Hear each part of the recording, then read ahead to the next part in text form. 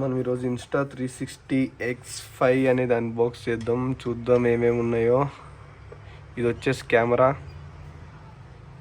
నేను ఆల్రెడీ వీటికి స్టిక్కర్స్ అన్నీ తీసేసాను. ఓకే, అండ్ ఇందులో ఏముందో చూద్దాం.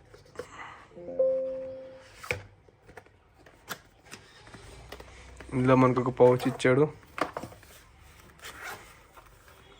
అంతే. దీనికి ఛార్జింగ్ కేబుల్, ఒక క్లాత్ లెన్స్ క్లీన్ చేసుకోవడానికి. ఓకే, వీటిని పక్కకు పెట్టేద్దాం. ఇంకా ఏమున్నాయో మనం చూద్దాం. ఇది వచ్చేసి Insta360 256GB Pro మనకు కంపల్సరీ కావాలి, ఎందుకంటే దాంట్లో స్టోరేజ్ రాదు. మనం సపరేట్గా SD కార్డ్ తీసుకోవాల్సిందే. ఇది ఇన్విజిబుల్ స్టిక్. ఇది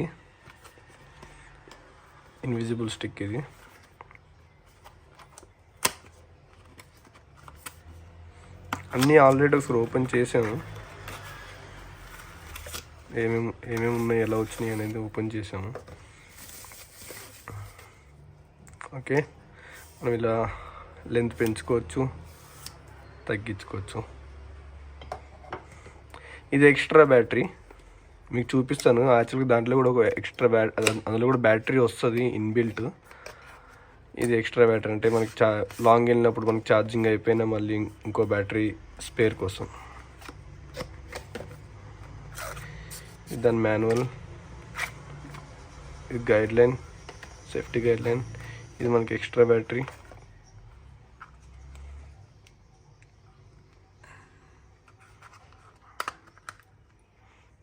ఇది ఎక్స్ట్రా బ్యాటరీ. దీనికి సపరేట్ బాక్స్ ఇచ్చాడు. అలాగే మనం ఇక్కడ SD కార్డ్స్ ఏమైనా ఉంటే పెట్టుకోవచ్చు.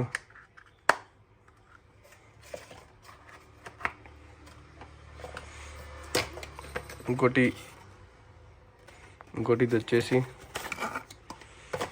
ఇది కంపల్సరీ ఉండాలి, ఎందుకంటే మనం క్యారీ చేసేటప్పుడు ఇది ఒక్కసారి దానిపైన స్క్రాచెస్ పడ్డాయి అంటే, కెమెరా పైన స్క్రాచెస్ పడ్డాయి అంటే ఇంకా అంతే సంగతులు. సో ఇది కంపల్సరీ ఉండాలి.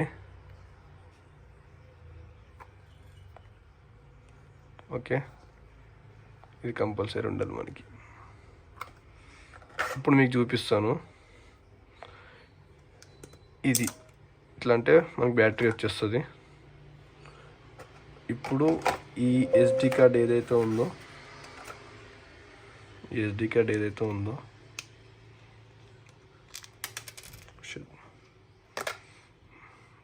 రైట్, ఇక్కడ మనకి SD కార్డ్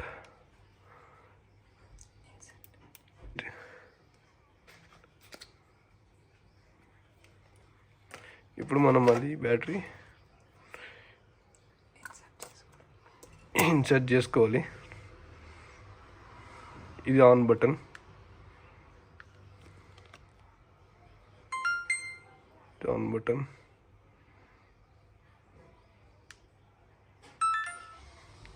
ఆఫ్. ఓకే, ఇంకా నాకు కూడా కెమెరా పూర్తిగా సెట్టింగ్స్ అవన్నీ ఏం తెలియదు. సో మనం ప్రాపర్గా అన్నీ తెలుసుకుని మళ్ళీ ఇంకో వీడియోలో చూద్దాము. ఇది వచ్చేసి ఏంటంటే, ఇక్కడ ఉన్న స్పీకర్లోకి ఏమైనా డస్ట్ కానీ ఏమైనా వెళ్తే మనం ఇది తీసి ఇక్కడ ఇలా ఏమంటారు, ఇలా ప్రెస్ చేసి ఇలా తీస్తే వెంటనే ఈ ఇందులో ఉన్న డస్ట్ ఏదైతే ఉందో మన స్టిక్కర్కి వచ్చేస్తుంది. సో దానికోసం ఇది ఇచ్చాడు మనకి. ఓకే, అండ్ ఇంకోటి మనకి అయితే Insta360 X3 X4లో ఏంటంటే, ఇన్ కేస్ ఈ లెన్స్ కనుక మీకు డ్యామేజ్ అయినా, స్క్రాచ్ పడినా, ఏమైనా సరే మనం రిపేర్ చేసుకోలేము.